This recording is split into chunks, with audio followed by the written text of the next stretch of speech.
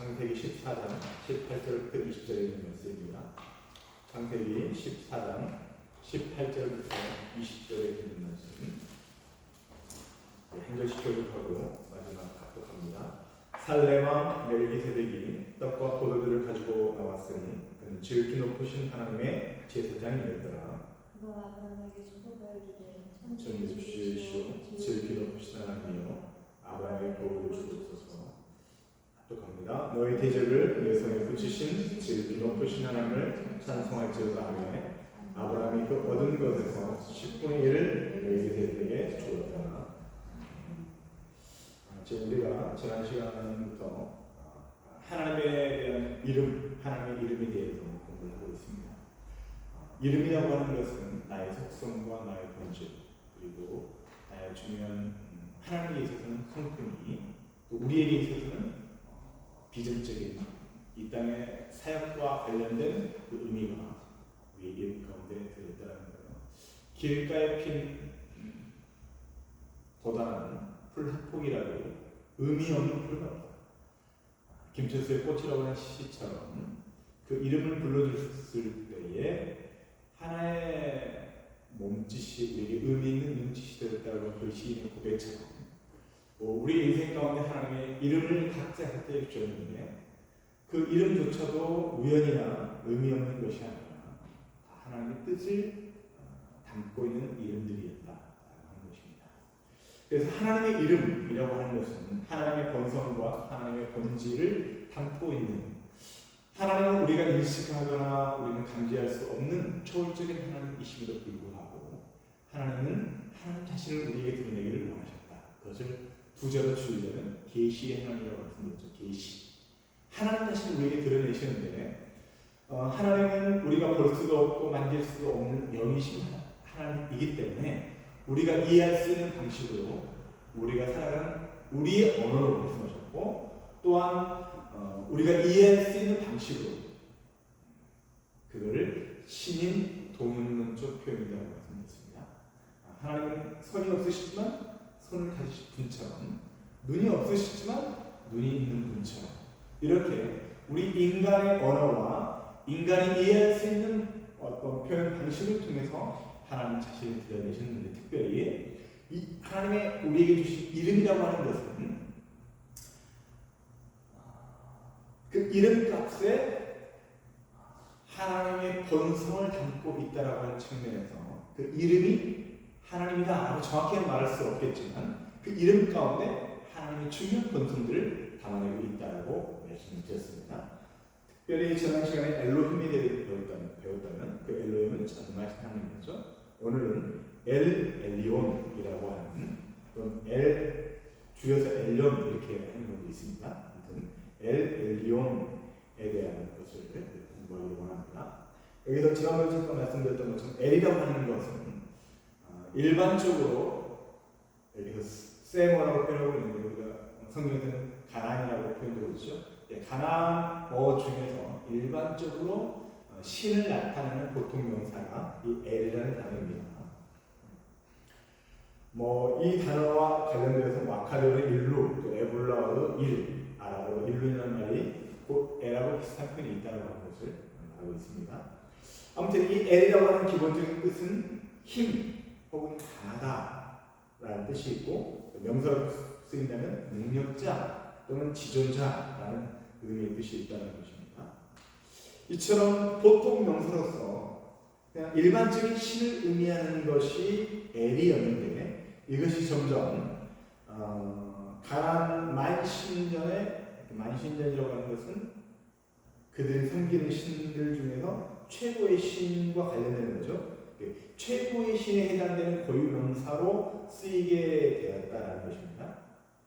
보통 일반적인 신의 보통 명사의 의미에서 그들이 지칭하는 최고의 신의 의미로 엘신을 고유명사로 쓰고 있는데, 성경에서 이 엘이라고 하는 단어를 가나안 문화 속에 있던 신명을 갖다가 하나님과 관련된 표현으로 엘이라고 하는 표현을 쓰게 되었다라고 하는 건데, 그럼에도 불구하고 하나님에 대한 그 명칭은 우리가 만드는 것이 아니라 계시에 의존하기 때문에 하나님이 우리에게 허락하신 일입니다 라는 것을 놓치지 마시기 바랍니다.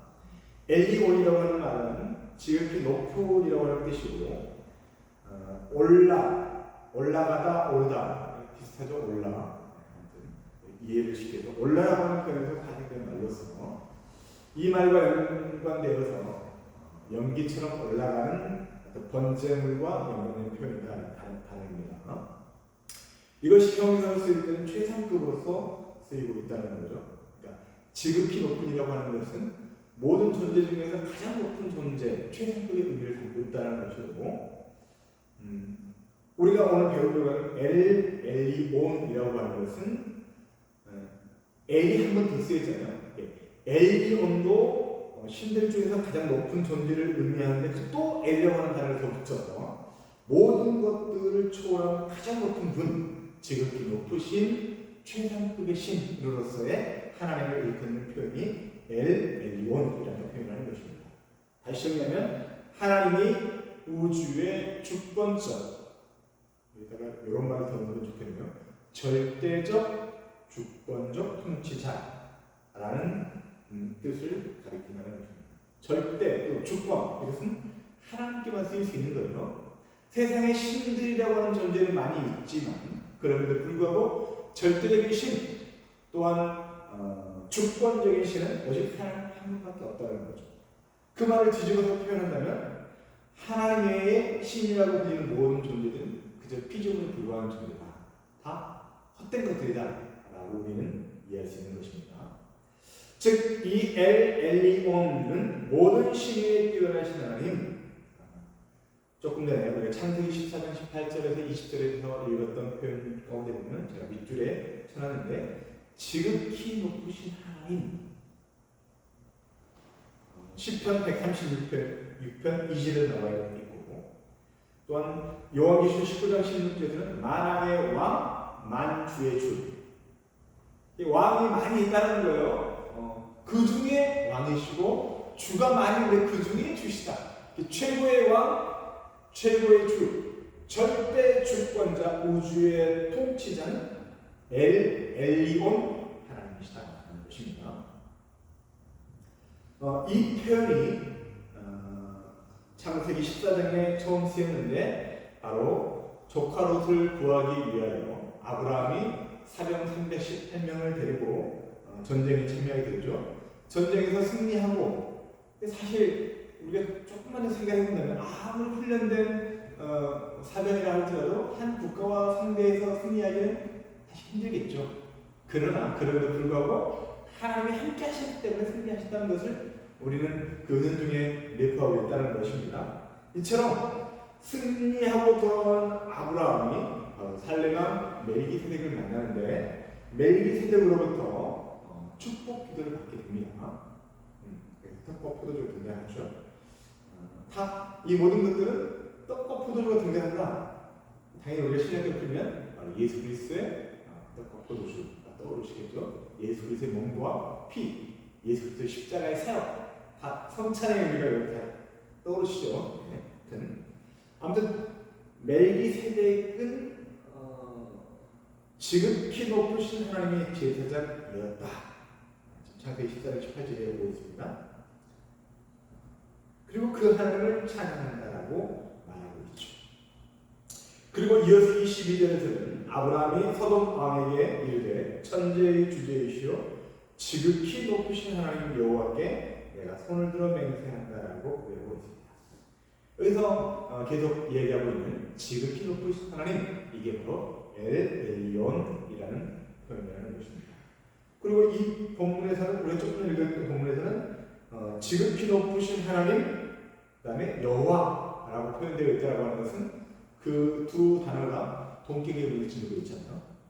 지극히 높으신 하나님 엘리온이 여호와이시다라고 하는 것을 말해주고 있습니다. 아무튼 이런 내용을 보았을 때 창세기 14장 18절에서 20절에 있는 말씀을 보았을 때 엘리온이라고 하는 것은 천지의 대주제이시다. 하늘과 땅의 소유주가 되시고 승리를 주신 하나님이시다라고 하는 것을 우리에게 보여주고 있습니다. 제가 일부러 여러분들에게 빨간 것처럼 온 것을 다른 걸 모르더라도 그거는 꼭 아셔야 된다는 측면을 하나님의 우주의 절대적 주권적 통치자 천지의 대주제이시다 라는 것입니다. 조금 더 멜기세덱에 대해서 우리가 좀 더 심도 있게 보기를 원합니다. 우리가 히브리 기자를 통해서 멜기세덱의 의미가 무엇인지를 우리가 히브리서 6장 20절에서 7장 3절에 표현되고 있습니다. 제가 읽어드릴게요. 그리로 앞서 가신 예수께서 멜기세덱의 반차를 따라 영원히 대제사장이 되어 우리를 위하여 들어가셨습니다. 예수 그리스도께서 멜기세덱의 반차를 따르는 대제사장이 되십니다. 근데 그 앞에다가 영원히라고 단어를 써놨잖아요. 그렇죠? 다르죠? 네. 그러니까 멜기세덱은 예수 그리스도를 예표하는 대제사장의 의미를 가지고 있다라는 것이고, 바로 예수 그리스도는 물론 육신적으로는 멜기세덱의 반차를 따르지만 예수님께서 영원히라고 하는 단어를 넣음을 통해서 그분이 영원한 대제사장이시다라고 하는 것을 말해주고 있습니다. 이 멜기세덱은 살렘 왕이요 지극히 높으신 하나님의 제사장이다. 여기에 지극히 높으신 하나님이라고 하는 표현이 등장하죠. 엘리온이라는 말입니다. 여러 왕을 쳐서 죽이고 돌아오는 아브라함을 만나 복을 빈 자라. 지금 창세기 14장에 있는 내용을 다시 한번 반복하면서 그 내용의 의미를 설명해 주고 있습니다. 아브라함이 모든 것의 10분의 1을 그에게 나누어 주니라. 그 이름을 해석하면, 자, 10분의 1을 준다고 하는 것은 10의 1조의 그 모형이라고 할 수 있겠죠. 10의 1조를 든다는 의미가 여러분 무엇입니까?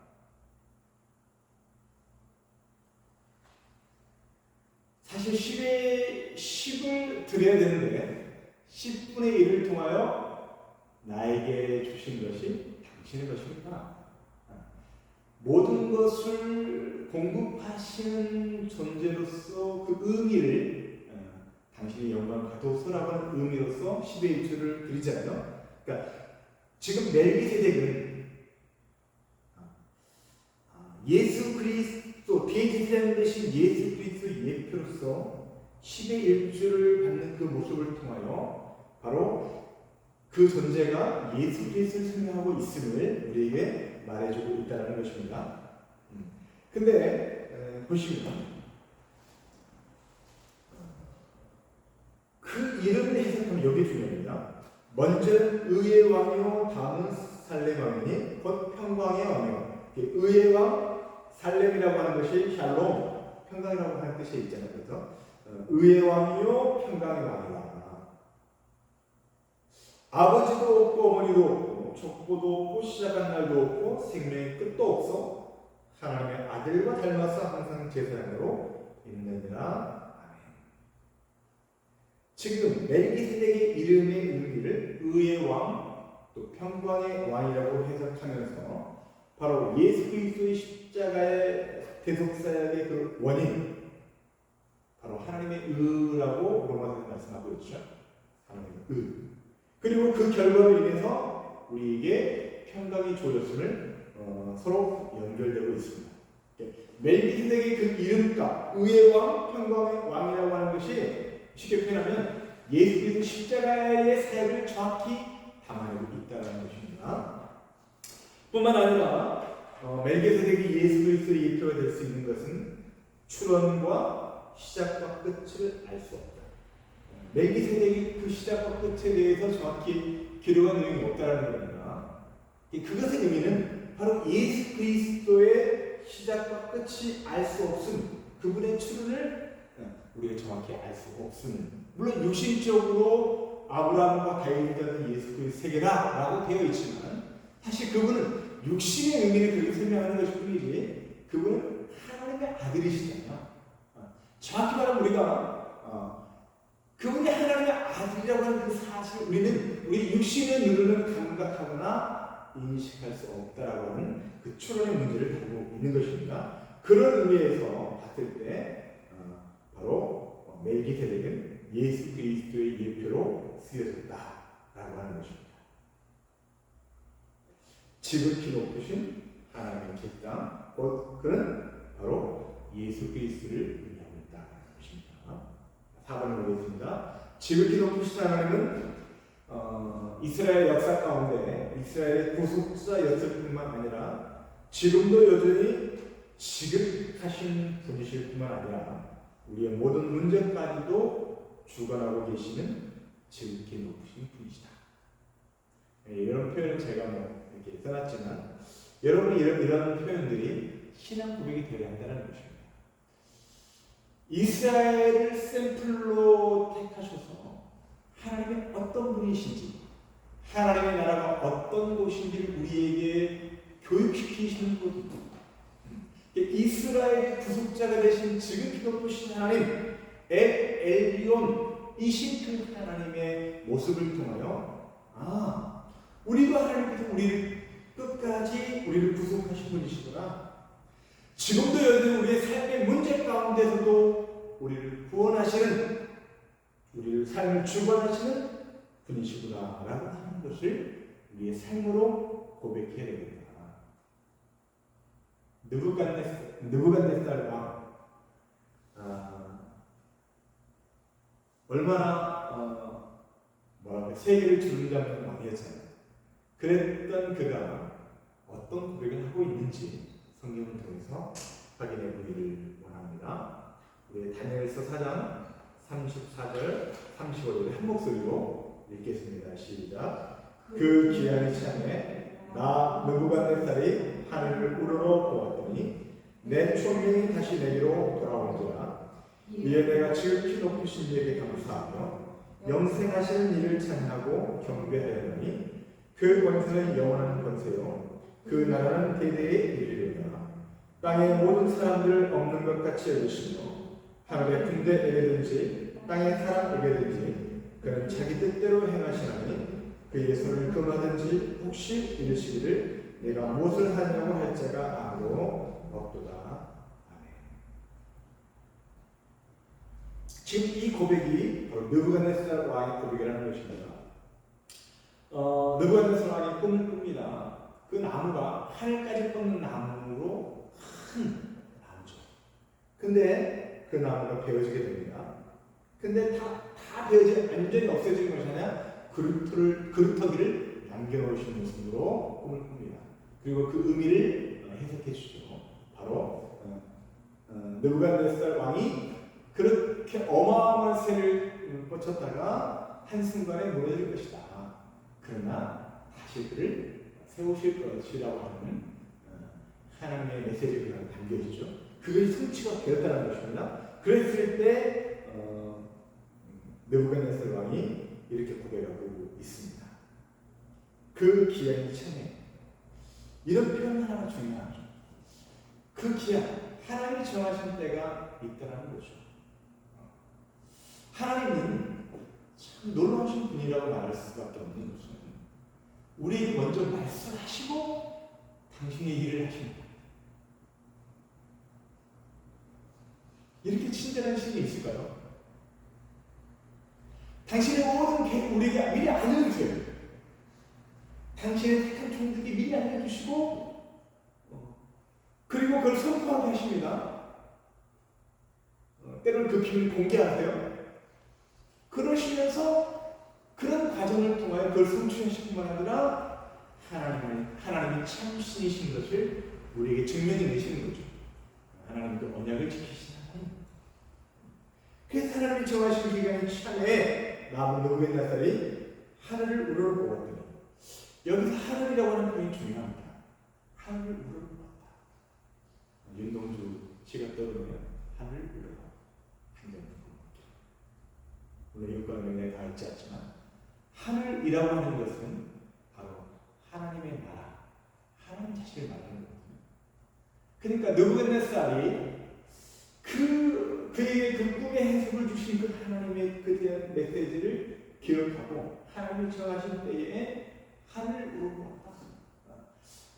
다시 말하면 하나님의 그 약속의 말씀을 생각하며 하늘을 우러러보았다라는 거죠. 그랬을 때 내 총명이 다시 내게로 돌아옵니다. 이에 내가 지극히 높으신 이에게 감사하며. 보세요 여러분, 이 이방인 느부갓네살 왕이 그 하나님에 대하여 지극히 높으신 이에게 감사하며 고백하고 있습니다. 그리고 영생하신 이를 찬양하고 경배하며 아직까지 그의 생명을 붙잡고 계신 그 영생의 하나님께 지극히 찬양과 경배로 영광 돌리고 있는 것입니다. 여러분, 느부갓네살 왕이라면 정말 그 당시에 부러울 게 없는 존재도 아닙니다. 그렇지 않습니까? 열방을 통치했던 정말 절대 군주, 그만큼 높이 올라갈 수 없을 정도 절대 군주와도 같은 존재이었지만 그 자신도 하나님 앞에서 무가치한 존재라는 걸 한순간에 나라로 떨어지는 배임을 당한 존재이라고 하는 것을 깨닫고 이 놀라운 고백을 하고 있는 것입니다. 그 권세는 영원한 권세요, 그 나라는 대대이. 여러분, 영원한이란 말, 대대이라고 하는 이 표현들을 여러분 안 하실 수 없는 겁니다. 영원이라고 하는 이야기, 제가 자주 쓰잖아요. 이런 표현들에게 여러분 익숙해지셔야 돼요.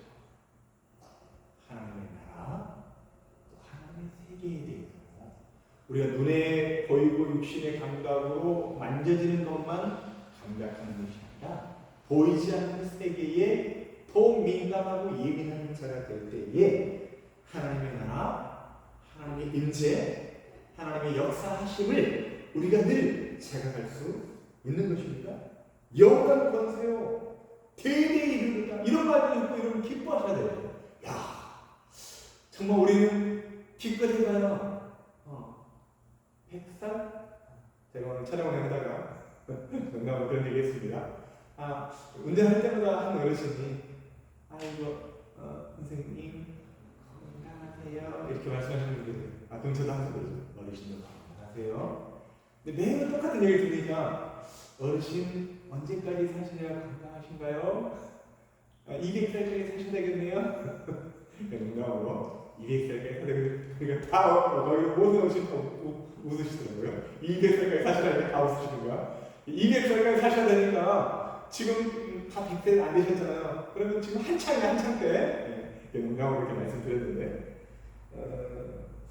제가 말씀드리고 싶은 것은 뭐냐면 우리가 50살을 살든 100살을 살든 200살을 살든 그게 무슨 의미가 있겠습니까? 중요한 것은 우리의 영혼이 하나님의 성품과 하나님의 본질을 사모하는 자가 되어야 한다는 것입니다.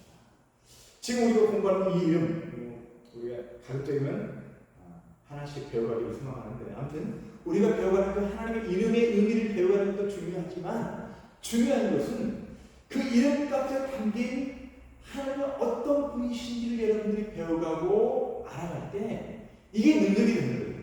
제가 위에 보시면은 참고 서적을 쭉 써놨는데 안타깝게도 제가 이걸 써놓고 싶어서 그런 게 아니라 진짜 하나님의 이름에 대한 조직 신앙을 담은 책들이 정말 빈약하더라고요. 저 놀랐어요. 이번에 이거 하면서 준비하면서 하나님의 이름에 대해서 이렇게 조직 신앙을 다루지 않는 걸 보면서 저를 깜짝 놀랐습니다. 다른 어떤 주제에 대한 내용이 너무 방대해가지고 그 마음을 어떻게 다 하나 이렇게 짜게 하고 준비하고 이거 어떻게든 성경에 다 이런 시간에 우리가 하나님의 이름을 조사하는 자료가 빈약해가지고 찾는 시간이 있어요. 와, 이거 보면서 제가 충격을 받았습니다. 우리가 하나님에 이렇게 무관심하구나. 세상 사람이 이름을 많이 알면 자기 영업하기에 얼마나 유익하다고 얼마나 그런 사람들이 그런 내용들을 많이 강조합니까? 하나님의 이름에 대해서 우리가 이처럼 무관심하더라.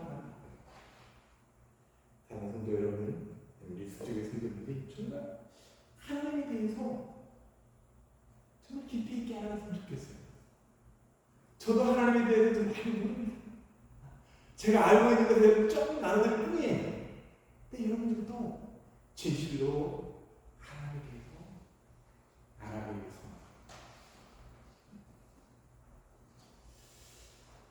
하나님을 좀 더 알기를 원하고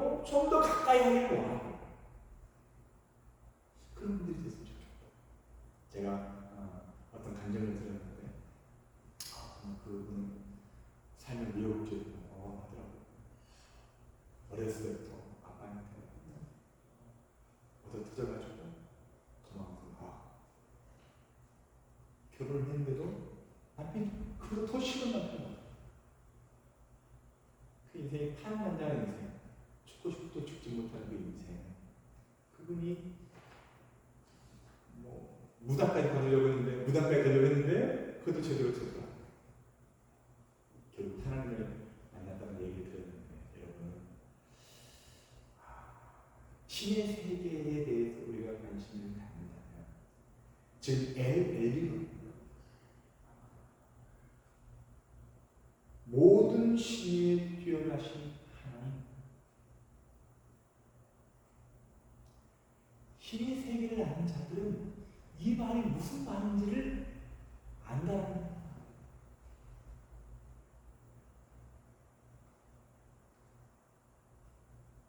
우리는 보이는 것에 관심을 갖고 있지만, 그럼 보이는 것에 예를 들겠습니다. 수원시에는 수원시장이 있잖아요, 그죠? 그 수원시장 밑에는 또 뭐가 있습니까? 우리가 사는 동네는 팔달구청장이 있겠죠? 우리가 사는 동네가 화서동이잖아요.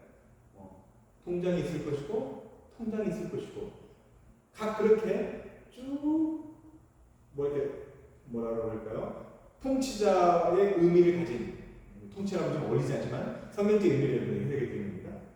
각 구역별로 리더의 통치자의 의미를 지닌 보이는 곳에도 존재한다는 거예요.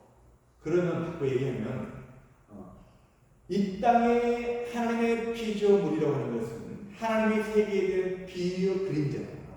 이 땅의 것을 통해서 하나님의 세계를 우리가 이해하고 추측할 수 있도록 하셨다라고 하는 하나님의 형상화, 하나님의 나라에 대한 어떤 표상화라고 하는 것이 이 땅의 만물이라는 보이는 세계라는 건, 여러분 이 땅에 보이는 세계에도 그렇게 군대 조직도 있고 또 각각의 이런 구역구역의 어떤 통치자가 있다라고 한다면 보이지 않는 세계는 그게 없겠습니까?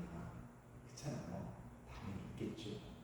성경에도 우리가 에베소를 배웠지만 그 세계에 대해서도 분명하게 전사와 권세에 대한 이야기를 분명히 언급하고 있습니다.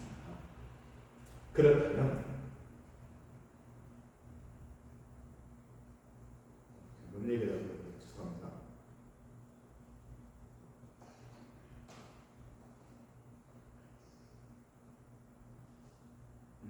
아무튼요, 우리가 하나님에 대해서 알아갈 때에 하나님이 모든 신들보다 뛰어나신 하나님이라고 하는 것들을 우리는 잘 모르지만 그 신들의 세계에 있는 자들은 너무나도 하나님이 최고의 신이라고 하는 것을 알고 있다는 거예요.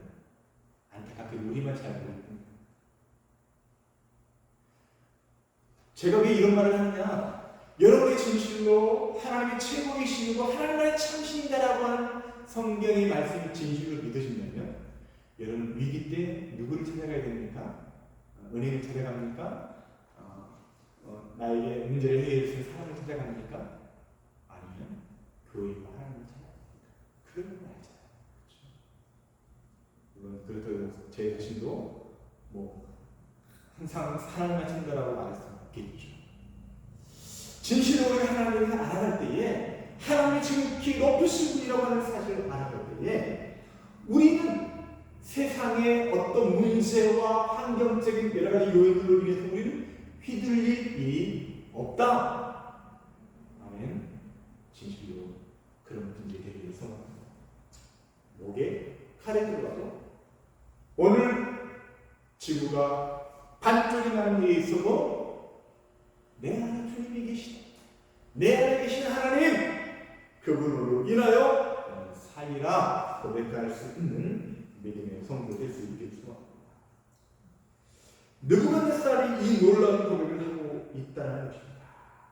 하나님의 나라와 그 권세에 대한 영원하고 대대에 이르는 그 영광의 세계를 이 느부갓네살 왕도 경험하게 된다는 것입니다. 땅에 오는 사람들 없는 것 같이 여기시며, 하나님의 군대에게든지, 지금 하나님의 군대도 얘기했죠. 땅의 사람에게든지 그런 자기 뜻대로 행하시나니 그의 손을 금하든지 혹시 이르기를 네가 무엇을 하느냐고 할 자가 아무도 없도다. 하나님에 대해서 이렇다 저렇다 말할 자가 없다. 말할 권한도 없고 말할 자격도 없다. 5번 지극히 높으신 하나님이 우주 만물을 창조하시고 주권적으로 통치하고 계신다. 여기 우주 만물을 창조하고 주권적으로 통치하고 계신다는 것은 여기 우리도 당연히 포함되겠죠. 하나님 우주 만물에 그런 관심 없으세요. 하나님의 관심은 오직 예수 그리스도, 그 아들 예수 그리스도. 그리고 그 아들의 믿음 가운데 있는 교회를 당신이 있으신 겁니다. 자, 우리가 다니엘 사정을 했기 때문에 하나님의 통치, 주권적 통치에 대한 것을 좀 보기 원합니다. 제가 이사야 14장 24절, 27절, 제가 24절 읽을게요. 27절 부탁드립니다. 만군의 여호와께서 맹세하여 주시되 내가 생각한 것이 반드시 되며 내가 경영한 것을 반드시 이루리라. 만군의 여호와께서 대명하셨은지 누가 이것을 보살펴하니 그의 주의를 보셨은지 누가 능히 이것들을 이루리라. 하나님의 생각이 반드시 되고 그분의 경영이 반드시 이루리라. 하나님의 경영하시는 분 누가 그를 폐하게 할 수 있겠는가라고 고백하고 있습니다. 성경은 하나님의 의지 계시의 기록으로 하나님이 말씀하신 대로 경영하시며 성취하신다. 말씀은 늘 말씀드리지만 말씀 안에 이미 하나님의 뜻과 계획이 포함되어 있고요. 하나님의 의지가 바로 표현된 것이 하나님의 말씀이고 그 하나님의 말씀이 선포되었다라고 하는 것은 이미 하나님의 그 말씀대로 영적으로 실행되었다. 그리고 실행될 수밖에 없다. 반드시 그 말씀은 성취된다라고 하는 것을 담고 있다고 했죠. 그러므로 하나님의 말씀이 실행 능력이 있기 때문에 우리가 하나님의 말씀을 대충 또는 가볍게 여길 수 없는 것입니다. 하나님의 말씀이 그대로 된다고 하는 사실 앞에서 우리는 충격을 받고 진실로 이 말씀이 내게 이루어 지사이다라고 하는 믿음의 고백이 우리 고백이 되는 믿습니다. 다음 이사야 46장 9절부터 10절, 11절을 말씀입니다. 이것은 11절 읽어드립니다. 너희는 일정일을 기록하라. 나는 하나님이라 나 외에 다른 이가 없느니라. 나는 하나님이라 나 같은 이가 없느니라. 세상에 어떤 신이 이렇게 얘기할 수 있겠습니까? 나밖에 없다. 내가 시초부터 종말을 알며 아직 이루지 아니하니라. 예적부터 보이고 이르기를 나의 뜻이 설 것이니 내가 나의 모든 기뻐하는 것을 이루려 하는다. 내가 동쪽에서 사망친 날진 등을 부리며 원나라에서 나의 뜻을 이룰 사람을 부를 것이라. 내가 말하였으니 반드시 이룰 것이요 계획하였으니 반드시 실행하리라. 아멘. 여러분에게도 이 고백처럼 하나님만이 참 하나님이고 하나님이 다른 존재가 없음을 고백하십니다. 하나님은 그 모든 창조 때부터 이미 또 창조 이전부터 이미 종말에 대한 모든 것을 담고 있다는 것입니다. 하나님의 모든 말씀은 반드시 이룰 것이다. 이런 말씀들이 한편으로는 기쁘고 하나님의 전능성에 대한 하나님의 지극히 높으신 분이심에 대한 것을 우리가 깨닫게 되지만 한편으로는 두려워. 우리가 하나님의 말씀을 어딘가로 하는 것이 어떤 의미가 있는지. 다니엘서 2장 20절에서 23절에 있는 말씀은 한 절씩 교독합니다. 다니엘의 말하여 이르되 영원부터 영원까지 하나님의 이름을 찬송할 것은 지혜와 능력이 그에게 있음이로다. 그는 때와 계절을 바꾸시며 왕들을 폐하시고 왕들을 세우시며 지혜자에게 지혜를 주시고 청명한 자에게 지식을 주십니다. 그는 깊고 은밀한 일을 나타내시고 어두운 데 있는 것을 아시며 또 빛이 그와 함께 있도다. 내 지상들의 하나님이여 주께서 이제에게 지혜와 능력을 주시고 우리가 주께 보는 것을 내게 알게 하셨사오니 내가 주께 감사하고 주를 찬양하리라. 곧 주께서 왕의 비를 내게 배우시는지라. 그렇습니다. 하나님만이 우리에게 깊고 은밀한 것을 나타내시고 또 그 모든 것을 성취하신 분이시다. 이러면은 우리가 삶의 여정 가운데 사실 힘들고 어려운 일이 왜 있겠습니까? 그 진실로 하나님의 그 모든 것을 통치하시고 주관하신 하나님이라고 하는 것을 확신한다면 우리가 이길 힘을 주신 하나님이라고 하는 것을 확신해야 될 줄 믿습니다.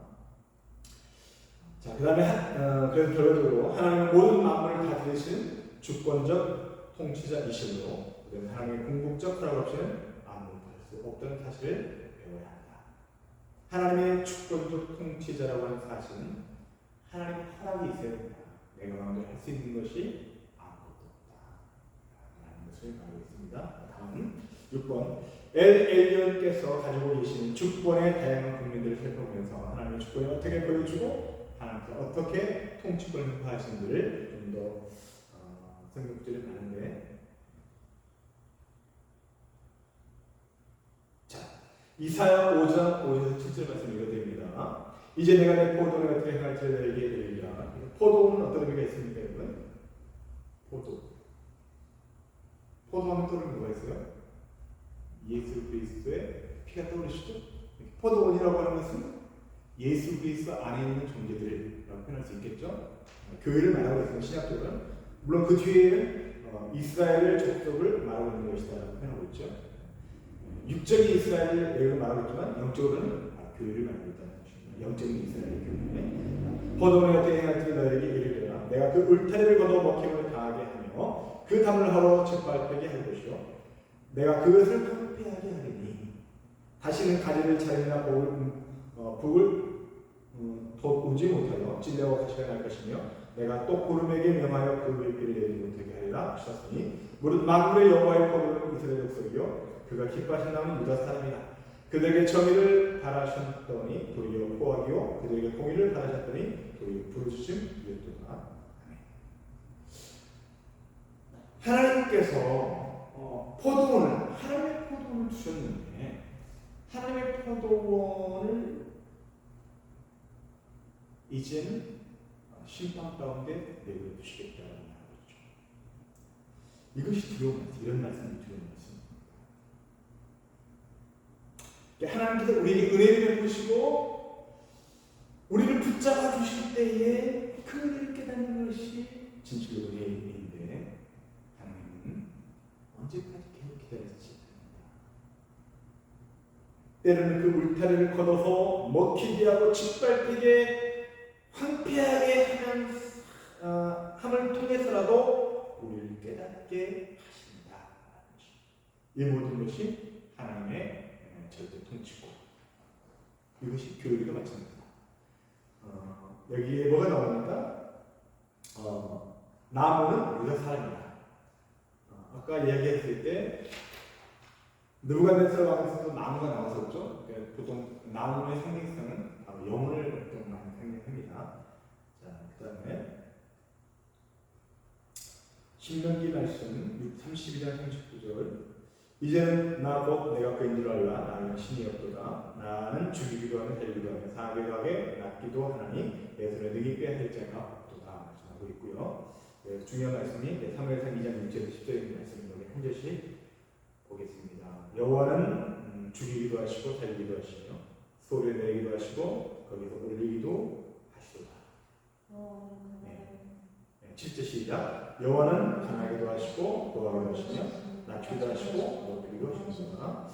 가난한 자를 진토에서 일으키시며 빈부한 자를 거름뜸에서 올리사 귀족들과 함께 하시며 영광의 자리를 차지하게 하십니다. 땅의 기둥들은 여호와의 것이라 여호와께서 세계를 그 위에 세우셨다. 나를 지키실 것이요 악인들을 깡통에서 전장하게 하리니 힘으로는 이길 사람이 없음. 10절에 시작. 여호와를 대적하는 자는 산산이 깨질 것이라 하늘에서 우레로 그들을 치시리로다. 여호와께서 땅끝까지 심판을 내리시고 자기 왕에게 힘을 주시며 자기의 기름 부음을 받은 자의 꼴을 높이시리로다 하나. 내가 굳이 설명 안 드려도 하나님은 죽이시기도 하시고 살리시고 소리 내기도 하고 올리기도 하시고 모든 것을 그분의 절대 주권, 절대 통치권을 하시는 분이시다 라는 것입니다. 자, 이런 하나님의 주권에 대하여 우리의 삶을 어떻게 준비할 것인가라고 첫 번째, 하나님은 자기 뜻대로 행하시는 분이라는 겁니다. 그래서 예수님의 마태복음 26장 39절에 예수님의 기도처럼 그러나 나의 원대로 마옵시고 아버지의 원대로 하옵소서라고 하는 주님의 기도가 우리의 삶에 적용되어야 할 것입니다. 두 번째, 말씀의 미력이라는 것입니다. 하나님의 말씀으로 역사하시고 이루시는 분이시므로 우리가 말씀으로 무장할 때에 하나님의 절대 주권을 따를 수 있다는 것입니다. 말씀으로 무장하는 이것이 중요하다. 세 번째, 모든 권세가 아버지께 있다는 겁니다. 세우시고 폐하시는 권세가 아버지께 있으므로 우리는 기도를 통해서, 기도는 누구에게 하는 것입니까? 아버지께 하는 거죠. 결정권자, 허락권자이신 아버지께 하는 것이다.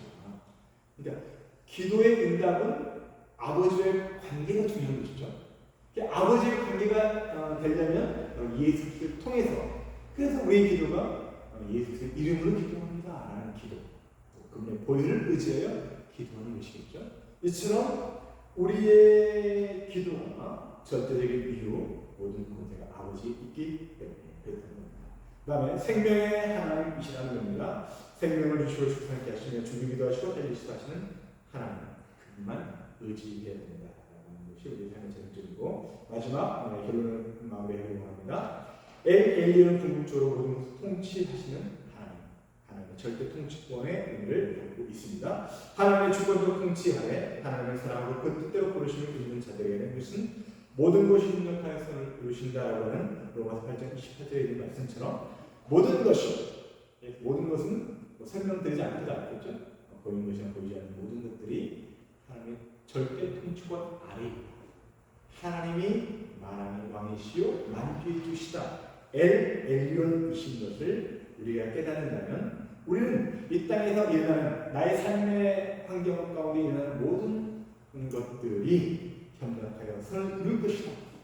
지금 때로는 고통스럽고 힘들고 눈물이 날지라도 하나님 반드시 우리의 눈물을 닦아주실 것이다 라고 하는 사실을 확신해 본다는 것입니다. 그러므로 크리스찬의 삶의 모습은 예수 안에서 우리를 향하신 하나님의 뜻대로 범사에 감사할 수 있게 되는 것이죠. 베드로전서 5장 18절. 우리는 요셉의 인생 예정을 통해서 암흑 같은 현실 가운데서 하나님의 모든 것을 통치하시고 감찰하시며 예비하신 것임을 확신하고 고백하는 믿음의 사람들이 되어야 합니다. 마지막으로 창세기 45장 7절 8절 말씀을 함께 합독합니다. 시작. 하나님의 큰 구원으로 당신들의 생명을 보존하고 당신들의 후손을 세상에 두시려고 나를 당신들보다 먼저 보내셨나니 그런즉 나를 이리로 보낸 이는 당신들이 아니요 하나님이시라. 하나님이 나를 바로의 아버지로 삼으시고 그 온 집의 주로 삼으시며 애굽 온 땅의 통치자로 삼으셨나이다. 아멘. 무슨 얘기입니까? 야곱이 자기 형들을 대면했을 때, 그리고 모든 것을 밝히는 과정 가운데 이제 형들이 팔았잖아요. 근데 그것에 대하여 요셉이 형들이 나를 잃어버린 것이 아니라 하나님 것이었다 라고 놀라운 고백을 하고 있습니다. 사랑하는 성도 여러분, 우리의 인생이 혹 흑 역사의 길을 걷는다 할지라도 반드시 하나님은 우리의 인생을 영광의 자리로 이끄실 것이라고 하는 확신을 가지고 오늘도 엘리온 지극히 높으신 하나님, 우주의 절대 통치자이신 그 하나님께 무릎 꿇는 것이, 기도하는 것이 얼마나 복되고 기도할 수 있다는 것이 얼마나 놀라운 것인지 깨닫고 들어오는 믿음의 성도 될 수 있게 소망합니다.